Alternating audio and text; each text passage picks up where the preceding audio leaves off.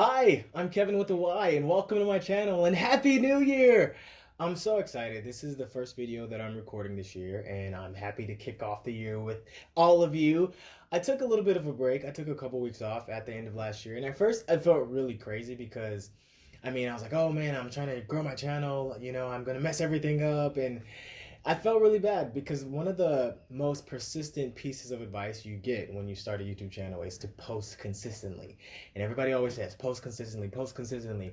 So I was posting every week, and I was doing it very consistently from the start of the year when I started my channel until like the week of Christmas and then the week after. And I was like, oh my gosh, I'm messing it up. I'm going to screw up my reach. Everything's going to be awful.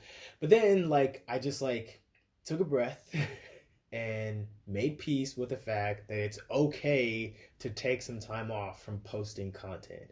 I mean, I don't want to fall into that whole mindset of toxic productivity where you feel like you always have to be doing something, have to be doing something, have to be doing something just for the sake of doing it. I do this because I really enjoy it. It's become like another passion of mine. And when I took some time off, it felt good and that was okay. But now I'm back and that feels good. So here you are. Happy New Year. You read the thumbnail or you just clicked the title, and this is my honest review of 2021. 2021 was such a wild year. It was really kind of all over the place for me, and I'm sure for a lot of people. The world has been consistently changing since 2020 at like a pace that probably a lot of us haven't seen ever. And 2021 was just as much as the up and downs for me. So I want to give my honest review of the year. So let's get into it. All right, first off, I probably would say, like out of 10, I give 2021 7. All right, that may seem a little bit harsh, but here are the reasons why. All right, I try to be like grateful in every given moment and try to be present in every given moment. So I'm grateful for 2021 for so many different reasons, but mostly because, I'm alive. Here we are on this big blue marble called Earth. I mean, man, if we had been on Mars, our atmosphere would be gone and we'd be living underground or something. Who knows? Anyway, I'm grateful for being on Earth. And I'm grateful for being alive. So the fact that I made it through 2021 here and in one piece is a big plus for me. So that's definitely a positive. I guess we should go through some pros and cons. All right, so that's a pro, right? I made it through alive. I think another pro for me was just the fact that I started this channel. I started this channel and started posting content consistently, and the fact that I had the time to do that. In 2020, I left my day job to really just kind of focus more on creative pursuits and just do the things that like spoke to me creatively. And one day I'll probably make a entire video about that. That's a long story. But anyway, 2021, I just decided to take a freecation and really just engage with the things creatively that spoke to me. And having the ability to do that, like having the unstructured time to just like learn so much stuff. I learned so much about editing. I learned so much about shooting. I learned like about titling. I learned about color correcting. I had so much unstructured time to be able to learn these things and do these things. It was such a blessing. I even took guitar lessons in 2021 for a little bit of time. That was very cool as well. But yeah, having the ability to have this unstructured time was definitely such a blessing and such a positive for 2021. I mean, I've had unstructured time before, but usually it only lasted a couple of months, and then it's like, oh man, I'm running out of savings. I got to pay my rent, all this and all that. But last year in 2021, just to like have all the unstructured time for the whole entire year and not have to worry about lack was such a cool blessing. And so I'm very grateful for that. So that's definitely a pro for 2021. But speaking of lack, I think a con for 2021 was the lack of international travel. Oh man, I went to Thailand a few years ago, and if you watch my video where I talked about getting kidnapped in Thailand, you know it had a happy ending. But yeah, you know that was like a very special trip to me. So ever since I went to Thailand, I try to go out of the country at least once a year. And I haven't been out of the country since 2019. I went on a cruise with my family. We went to the Bahamas, we went to Grand Cayman, we went to Cozumel. It was fantastic. I should do a review about that actually. Oh, that cruise was so much fun. But anyway, I haven't been out of the country since 2019. So 2021 had a lack of international travel. I want to go back to Ibiza so bad. Oh, that would be That's the dream. So fingers crossed for 2022. But you know what? I did get to travel domestically a little bit. I went to Texas. I went to Phoenix. I even went to Vegas. So that's actually a pro. That's a pro for this year because getting to see my family is always a plus for me. I have two little nieces that I got to see, and I have two nephews that I got to see this year, and they're just growing so much into these like awesomely complex individuals. And spending time with them is such a blessing, and it's even more of a blessing as an uncle to be able to give them back at the end of the day. So I'd say that was also a pro. I got to see my mom and my pop and my dad and my brothers and my grandparents. So that was definitely a pro for 2021. And the trip that I went on in Vegas was like it was like an outdoor dance DJ like festival situation, and that was really fun too. I got to hang out with my friends. I made some new friends. I got to see Rufus Du Sol. That was phenomenal, and just to be in Vegas during the summertime was fantastic. So that was definitely a pro. So even though I didn't have international travel, I did have a little bit of domestic travel to make up for that. Let's see. Another pro I think would be like the music. There was some really good music that came out this year that I really got to enjoy. Like I said, I got to see Rufus Du Sol in Vegas, and I think very shortly after that trip, like Swedish House Mafia came out with some new music that was phenomenal, so good. That made me very happy. Chloe, man, Have Mercy was one of my favorite songs of this year. I'm so proud of her. I've been a Chloe and Halle fan for since they came out, and just to see her kind of blossom on her own and come into her own as a solo artist has been really really cool. So that was awesome. I also really enjoyed what the song with Elton John and Dua Lipa. Like, is anybody else as impressed as I am that he is in such good voice?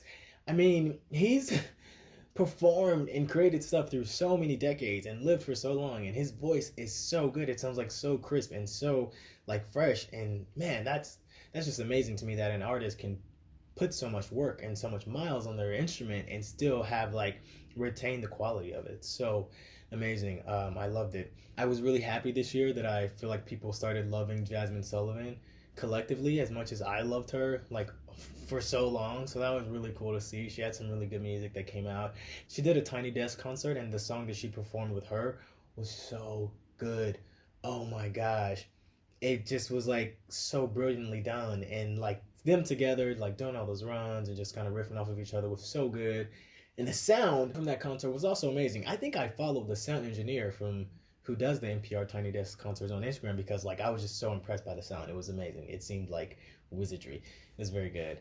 um let's see, what was a con I feel like it was like the lack of Halloween situation. I didn't go out for Halloween this year. I just stayed at home, and I live in LA, and I usually like to go out either to like a house party or to like the parade in West Hollywood, but I didn't get a chance to do that. I just Oh wait, actually Halloween was actually really cool this year.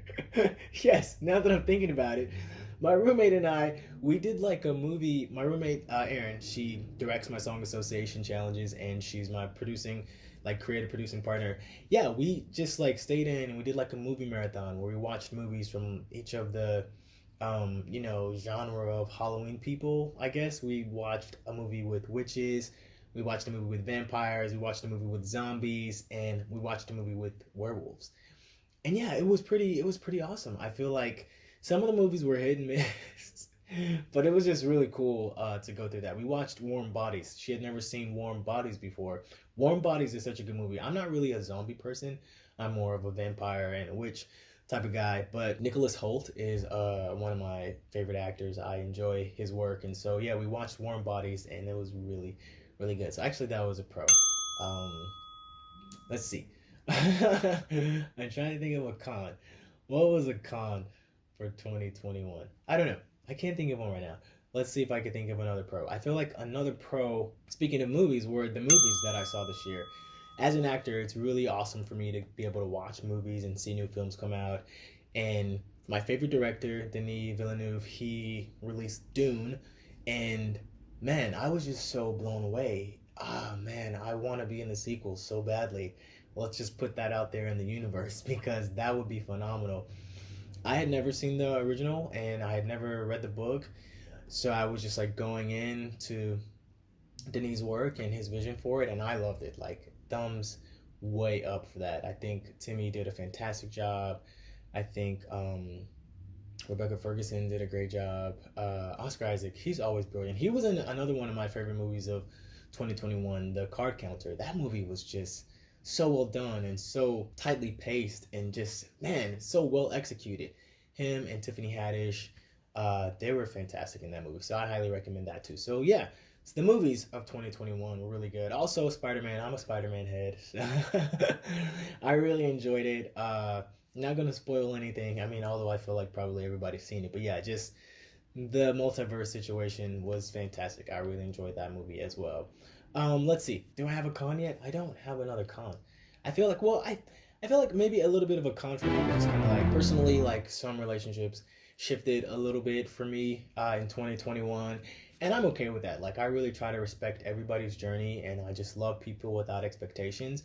And after sensing the shifts in those relationships and meditating on it, I just really came to, or it was like revealed to me that this was just a season of separation for those relationships, and that's okay, because a season is just a season. And like I said, I love them without expectations, and I love them forever. And so in 10 years, this will just be a blip that we can just barely remember. You know what I mean?